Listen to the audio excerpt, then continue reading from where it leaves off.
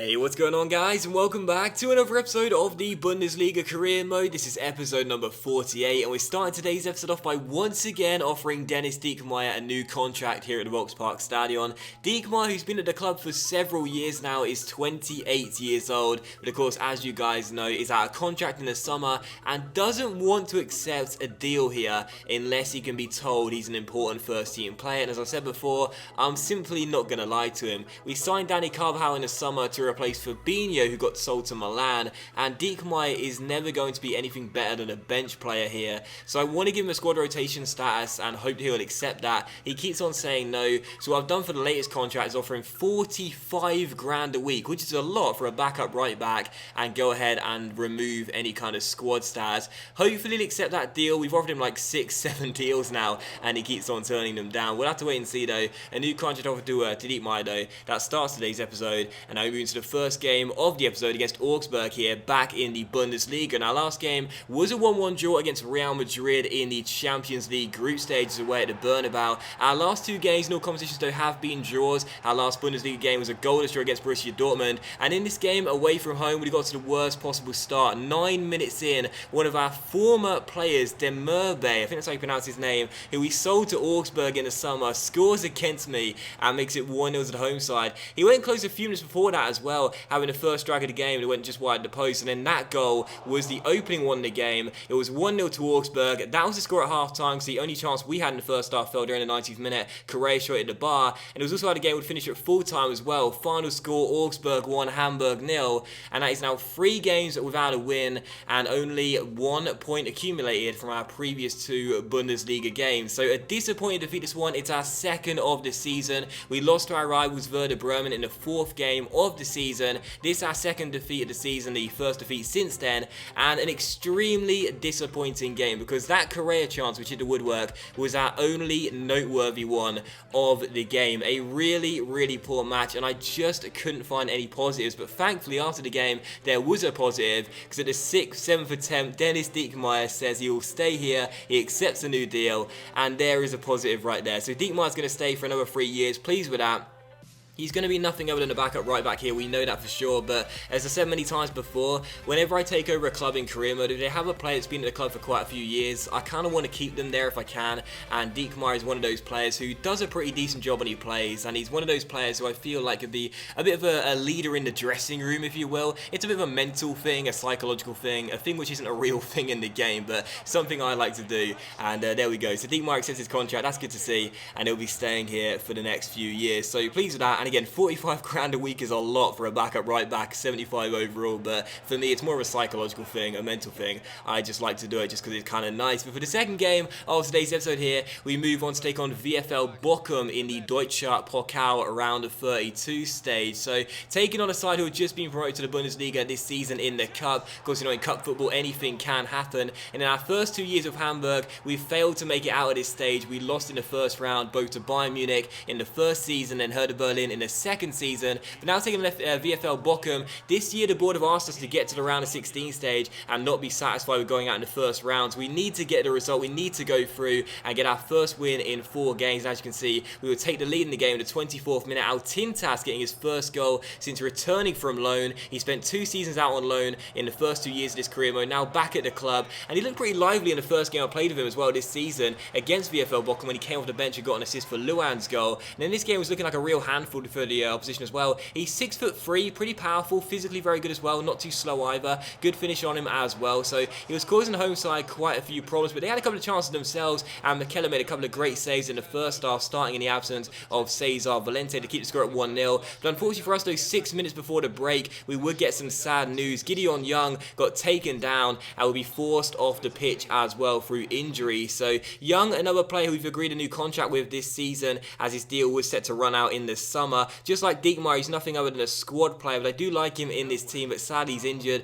He'll join Timo Werner in the treatment room, and it's not too big of a deal because we've got Yannick Strobel, an academy graduate I'm giving some first team football to this season, who comes off the bench to replace the injured Young, but it's still never nice to see a player get injured, and fortunately it's not going to be a serious one, as you see come the end of the game. It's a sprained knee and he'll be out for 4 weeks, but still not great to see. But regardless, it was 1-0 at the break, and in the second half as we were approaching the hour mark, we were still leading by a goal to nil. But how about this? The home side were getting themselves back on level terms. And Mikel, who had made a couple of great saves in the first half, was at fault for this one. They crossed the corner into the centre, he came for it, got nowhere near it, and just like Valente, he's one of the goalkeepers in this year's FIFA, like I swear every single goalkeeper in this year's FIFA, who usually when coming to claim crosses is totally fine, a safe pair of hands, but every now and then comes one, gets nowhere near it, and unfortunately for us, VfL Bochum took advantage and equalised to make it 1-1, and 7 minutes before the end of the game, they almost won the game by Mikel once again coming for a long ball, getting nowhere near it. Unfortunately, this time it went behind for a goal kick, so still 1-1 after 90 minutes, which meant the game would go into extra time. And the first chance of the extra time period would fall 4 minutes after the restart here. Luan cut past his man and went for goal from just outside the area. And how about this for a goal from the Brazilian? It's his second goal of the season, and what a superb strike as well. I didn't take him to the Confederations Cup with Brazil. I didn't think he warranted a place in the squad, but he's got this in his locker. Luan is one of those players who doesn't get too many minutes, doesn't do too much with his minutes, but every now and then he'll just produce a moment of magic. His first ever goal for the club was a lovely solo skillful effort, cutting in from the right and then scoring in the first season, and this goal, his second of the season, was an absolute peach of a strike from just outside the area. He received the ball, step over around one defender, let fly from range, and the goalkeeper had absolutely no chance. A fantastic strike by our number 7, and it is 2-1 to Hamburg, and we are back in the lead. But just a few minutes after that, Mikel once again, what is he doing from this corner? Comes out, gets nowhere near it. Unfortunately for us, as Bochum get a header on goal, it's a fantastic clearance off the line by Yannick Strobel, the 17-year-old,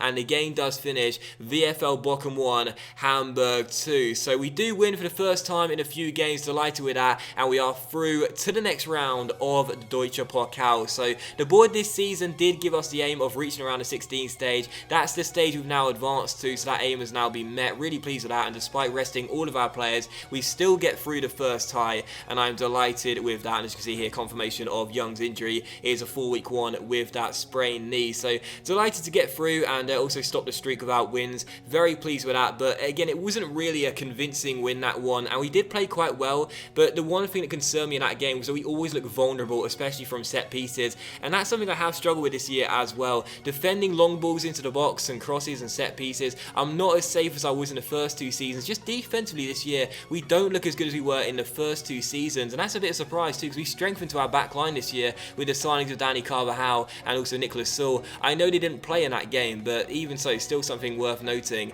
and something I'll have to improve on. But for the third game of today's episode here, we take on FSV Mainz back in the Bundesliga. This side have had a fantastic start to the season, and right now are top of the table, I do believe. So as they come to the Volkspark Stadion, we haven't lost at home in the league ever since I took over. I didn't see that changing here, but I wasn't too sure about our chances of winning this game, especially due to the fact that of late our form has been a little bit inconsistent. It was goalless at the break, it was still 0-0, and in the second half here, half an hour after the restart, nothing was really going on, and Mainz almost nicked a winner later on to become the first side to beat us at home in the league, but Valente made a really good save back in goal for Mikel and kept the score scoreless, and it was how the game would finish as well. Final score, Hamburg 0, Mainz 0, and just like the first game of today's episode, a very uneventful one, another one where we failed to score, and it is worth noting now that our last 3 league games, we haven't scored a single goal, and for Angel Correa, last season's top scorer with 23 Bundesliga goals, he hasn't scored in his last 5 or possibly 6 games for the club now, and that's extremely worrying because last season I called him the unstoppable Argentine. Well, he has been stopped, and now he's the atrocious Argentine. He really has been poor over the recent weeks, and he needs to improve to get back to his form last season. But for the 4th and final game of today's episode here, we will take on Lyon in the Champions League, and what a big game this would be away from home in France. I said when the group was drawn that Real Madrid will probably top the group comfortably, and Club Brugge will finish up with a wooden spoon. This would be the side we would battle for the 2nd place position with, and after drawing at the Volkspark Stadion, now travelling away from home, this was a massive game for us, and with us only winning 1 of our last 5 games in all competitions, we simply could not accept another poor performance. We had to get it right tonight and claim a massive point or 3 points if we could, and get ourselves back on track. And what a way to start the game as well, because just 12 minutes in, we would open the scoring, and it was Lewis Holtby, the skipper, who got the goal. A really nice build-up, and what an assist by Sten there as well. Lovely little flick into our captain, and the number 8 takes aim from just outside the area with the weaker right foot and bangs it into the top corner. So Correa not scoring. We've been struggling to score goals as a team really, but Lewis Holtby with another one this season, and what an absolutely superb strike it was. 1-0 to Hamburg, and a great way to start this game. Holtby's first goal in the Champions League this year. A few minutes later, we almost made it 2-0 here. We'd hit the bar after Leon failed to deal with his corner. Correa takes aim from range, hits the woodwork though, and then Hoffman blazes the follow-up shot behind for a goal kick. So still Leon 0, Hamburg 1. But a couple minutes later, though, we were still leading by a goal to 0, and Leon hadn't really started this game at all. They were looking rattled by our early goal through Holtby. As Valente passed the ball out wide towards Dennis Diekmeyer here, our right back finds Leroy Sané. Sané takes it over the halfway line and finds Correa. Correa holds it up for it, giving it back to Sané down the right hand side. And watch this here. Sané reverse depots around his man, crosses the ball into the centre. And Angel Correa, I mean, I just called him the atrocious Argentine. He heard that, he wasn't happy about it, and he shut me up. What an unbelievable goal by Angel Correa. And hopefully this is going to reignite his goal scoring form once again, because this was just unbelievable, and I'll be honest, completely unintentional. What a superb goal by Correa. This was last season Correa here. A fantastic cross by Sané after a reverse step over, picks out Correa, and this was just glorious. He takes one touch to control the cross and dinks it over the head of Raphael, and then plucks the ball out of the sky by cushioning the ball into the back of the net, past Anthony Lopez with the side of the right boot, and he makes it Leon 0, Hamburg 2. He ends his goal drought in spectacular fashion, and that goal was just absolutely ludicrous. I remember when I scored it, I literally just went mental, like, what have I just done? How did I do that? I didn't even mean to do it. That was the funniest thing about it. That was completely unintentional. I wanted to strike it first time on the volley. He didn't do that. He took an extra touch. I thought it was pretty needless at the time, but obviously it wasn't. What a fantastic goal, and it's Leon 0, Hamburg 2. And then 3 minutes after the restart, we would make it 3-0. We were playing so well in this game and looking so dominant, and after Stendera was played through, he went through one-on-one with Anthony Lopez, put it past the Portuguese goalkeeper, and made it 3-0 to the away side. A great little run by Tar after intercepting the ball, kept on going forward, played a great through ball inside towards our attacking midfielder, and that is a really, really good finish, and some good push-ups to match in the celebration. So 3-0 to Hamburg. It was looking like the game was already done at this stage, and then from kickoff, Leon passed the ball directly out of play through Fofana, I think it might have been. Just gave us the ball back for the throw-in. Just a needless pass there from the midfielder, as we were still leading the game by 3-0. Luan took the throw, and eventually we passed it back towards Jonathan Tah, who got the assist for our third goal. He found Kleber, his centre-back partner, off the bench here. He almost lost the ball to Fekir, but won it back. Played it through towards Sakai, our Japanese fullback, inside towards Strobel. Strobel played it through towards Stendera. Stendera held it up, gave it to Leroy Sané, who went through the shoot with the weaker right foot, and from being 2 goals down just a few minutes ago, Leon are now 4 goals down, and any chance of them getting back into the game was officially over. Leroy Sané with the goal. He got the assist for Correa's wonder goal in the first half, and now gets a goal for his troubles as well. Nice little assist by Stendera, his second of the game, and a great little finish by Leroy Sané into the back of the net, and it is Leon 0, Hamburg 4. And we needed to respond tonight. We needed to turn it round. We needed to return to winning ways and get back to really just showing what we can do as a team. And what a fantastic result, and what a fantastic performance. 4-0 to Hamburg. Sadly for us, they just passed the hour mark where Valente's clean sheet would go. Nabil Fekir scored a really, really nice goal, or so I thought, but as the replays came in here, I realised that the goal was scored only because Diekmeyer, who tried to put in a last-ditch challenge, deflected the ball into the top corner, past Cesar Valente, and as you can see, Diekmeyer, who's just signed a new contract, also gets to see the first own goal we've scored this series be credited to him. So Diekmeyer with an own goal there. I think it should have gone to Fekir, really, just a deflected effort, but either way, it's 4-1, and Leon have a glimmer of hope restored. We would have made it 5-1, 8 minutes for the end though. Gregorich was played for, but sadly hit the post, and then Leon was penalised for a foul. So still 4-1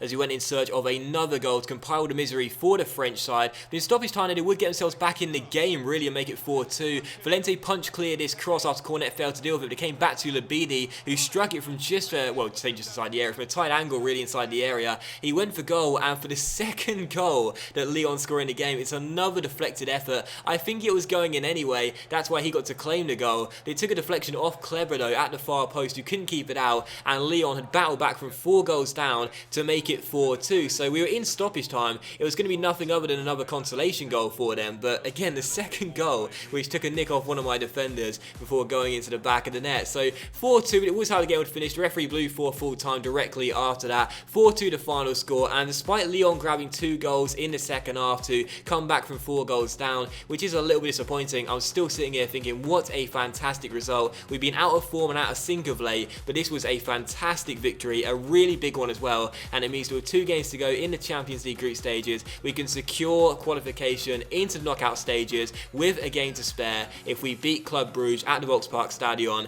in our 5th of 6 games in the Champions League. So a massive win for us there, a really great one too, and for a side who are struggling to score and struggling to win, we do both. We score 4 goals and claim a really big 3 points. But that is going to be today's episode of the Bundesliga Career Mode, guys. So a big thank you for watching the video. Really hope you have enjoyed it. If you're enjoying today's episode, then please do leave a like. That is of course much appreciated and really helps the channel grow as well. Much love to you all, and I'll see you for the next episode of the Bundesliga Career Mode very soon.